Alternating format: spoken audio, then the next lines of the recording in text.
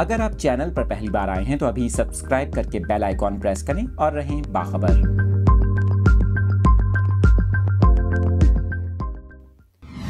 Update کر رہے ہیں اپنے ناظرین کو۔ موبائل فون صارفین کے لیے اہم خبر سامنے آ گئی۔ حکومت کی جانب سے naan P T A mobile phones کے حوالے سے بڑا فیصلہ کر لیا گیا۔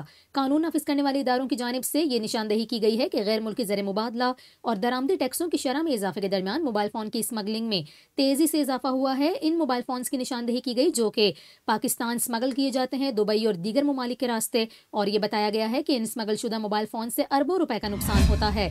ان اسمگل شدہ اسمارٹ فونز کو سستے اور غیر قانونی طریقوں سے IMEI مرمت اور پیچ اپروول کے ذریعے PTA کی منظوری دی جا رہی ہے۔ اسی پر آپ کو بتائیں کہ اب حکومت کی جانب سے یہ بڑا فیصلہ کیا گیا ہے۔ اربوں کے نقصان پر حکومت پاکستان نے ان طریقوں کے ذریعے اسمارٹ فونز کو پیچ کرنے والے سینکڑوں اسمگلرز اور دکانیں شارٹ لسٹ کی ہیں۔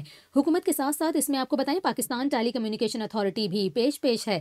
حکومتی ذرائع کی جانب سے امکان ظاہر کیا گیا ہے کہ PTA اور حکومت مستقبل میں اسمگل شدہ آلات کی غیر قانونی منظوریاں روکنے کے لیے کریک ڈاؤن کو وسیع کریں گے۔